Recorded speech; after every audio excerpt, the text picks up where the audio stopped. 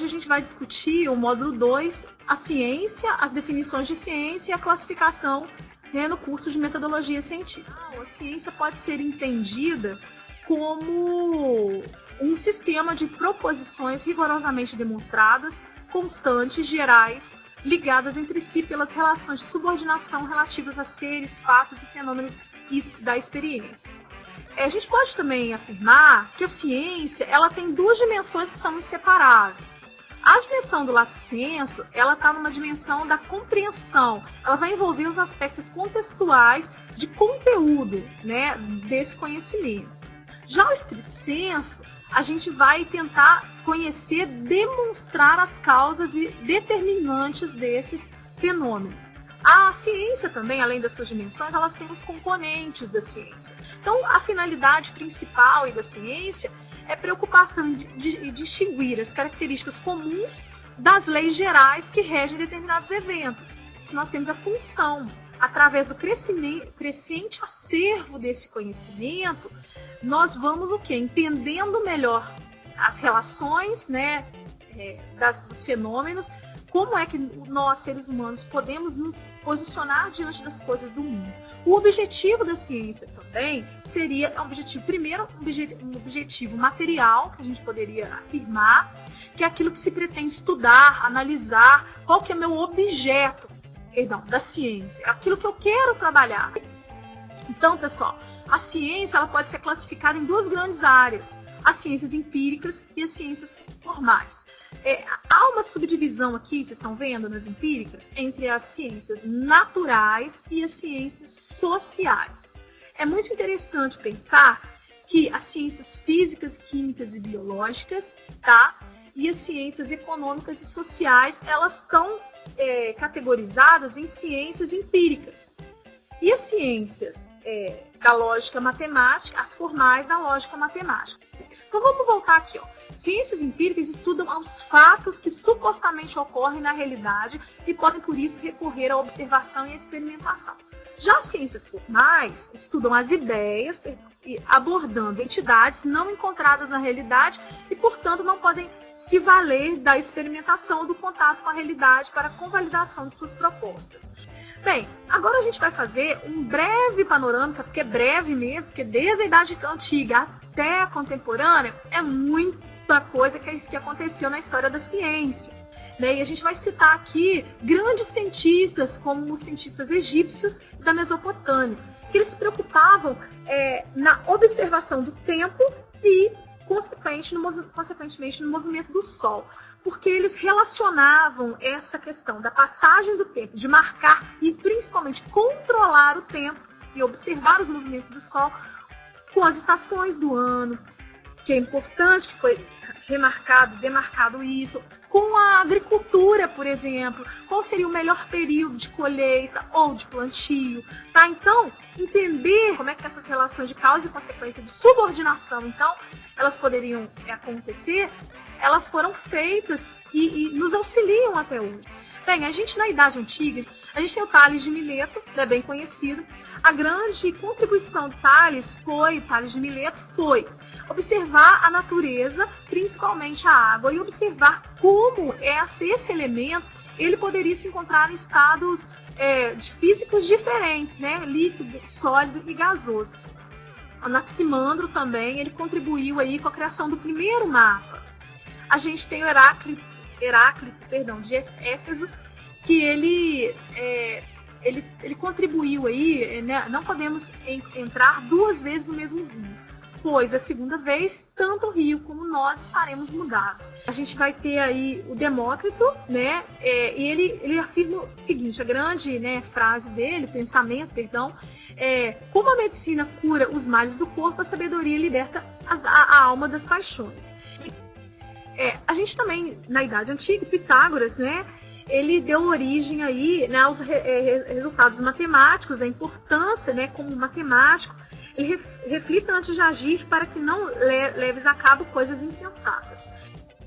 E aí a gente tem na Idade Antiga o Platão, né, que é muito conhecido, né, na filosofia principalmente, mas é importante a gente afirmar aqui que a ciência para o Platão não poderia ser entendida como forma de conhecer os objetos que nos rodeiam, e sim atingir o conhecimento das ideias, que não residem nas coisas. Aristóteles também, que é bem conhecido, então ele trabalha com essa questão da busca, né, de observação de casos particulares para se chegar ao universal. Depois da Idade Antiga, a gente vai para a Idade Média.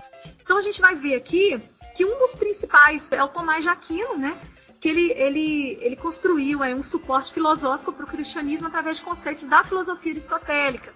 Então ele tentou conciliar a fé e a razão, que eram completamente antíteses, né, se a gente pensar. Projeto ético possui um caráter racional e especulativo, e ele tem como base, né, a influência realmente de Aristóteles, como a gente falou agora, que é a questão da racionalização, buscar do particular para o universal. E a gente pode citar o Santo Agostinho, né, que as principais características, relação também entre a razão e a fé, a existência e a natureza de Deus, as fronteiras entre conhecimento e liberdade humana. E aí cito para vocês algumas invenções. Na Idade Média, realmente, como eu falei, coisas muito importantes, né? O moinho, né, de vento, que fornece energia, né, auxilia na fabricação de alimentos, a bússola para a orientação, a vela, né, que representa aqui e auxiliou nas grandes navegações. Os talheres, que a gente pode pensar, os talheres surgiram nesse período também. A gente pensar nas armaduras, na questão da fundição do ferro, né? Uma representação da construção, da confecção de papiros, né? Pelos chineses, que tiveram muita contribuição aí, se a gente pensar na história das invenções no mundo.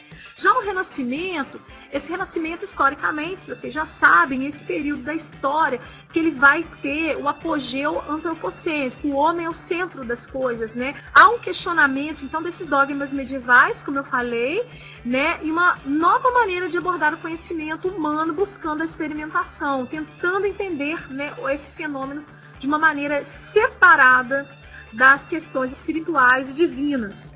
Tá? E, além disso, como uma segunda importante característica, ele vai ser marcado pelas transformações culturais da sociedade, econômicas, políticas, religiosas, filosóficas e nas artes. No Renascimento, então, a gente vai ter aí o Copérnico, que ele vai trabalhar aí com uma questão polêmica, né, muito polêmica, né, que propôs que a Terra girava em torno do Sol e não ao contrário, sendo o primeiro a abordar a teoria heliocêntrica, né, que se opunha diretamente à teoria, né, geocêntrica do modelo que tratava aí a Igreja, que era geocêntrica. Além de tudo, a gente tem o Galileu Galilei, que ele vai aí desenvolver experimentos na mecânica. Ele vai auxiliar aí nos primeiros conceitos da lei da inércia, que vai ser posteriormente a primeira lei de Newton, né, importante. E ele contribuiu também para o modelo heliocêntrico que o Copérnico estava desenvolvendo, né? No Renascimento, como eu disse, a gente pode citar aí, o Da Vinci era realmente um curioso, um cientista, porque ele trabalhava nas artes, nas ciências naturais, na arquitetura, na própria pintura, na medicina. Então ele era muito curioso, né? Muito inventivo também. O Kepler, que ele retoma essa teoria de Copérnico, né? E ele vai demonstrar que os planetas giravam em torno do Sol e que as órbitas dos mesmos são elípticas e não circulares. Ele publicou isso aí no livro Movimento da Estrela Marte. E ele organizou 3 leis para o movimento dos planetas, que seria a lei das órbitas, a lei das áreas e a lei dos períodos, ok? Bem, na Idade Moderna, a gente tem como marcos da Idade Moderna a separação definitiva, pessoal, entre a filosofia e a visão mecanicista do universo, tá? Que era essa lei composta por partes ligadas, que funcionavam de forma regular, né? A gente vai ter essa separação.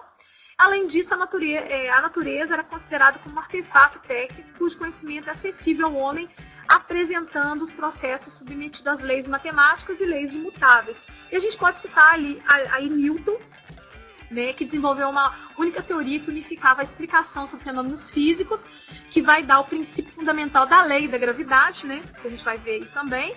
Cada corpo, cada partícula de matéria do universo exerce sobre qualquer outro corpo ou partícula uma força atrativa proporcional às respectivas massas e ao inverso do quadrado da distância entre ambas. Na Idade Contemporânea, o Maxwell aí, a gente pode citar, né, a questão do mecanicismo foi refutada, que demonstrou a radiação eletromagnética, os campos magnéticos, que não tinham natureza mecânica. E a gente vai ter outro importante aí, que é o Einstein, né, que realmente ele vai construir uma teoria determinista do conhecimento científico ao negar a simultaneidade entre os fenômenos do passado, passados a grandes distâncias, tá? A teoria da relatividade de Einstein revolucionou, como eu disse, o pensamento, trazendo novas concepções sobre o tempo, o espaço, os movimentos e a gravitação, ok? Desejo vocês bons estudos e até o nosso próximo vídeo, ok? Até mais!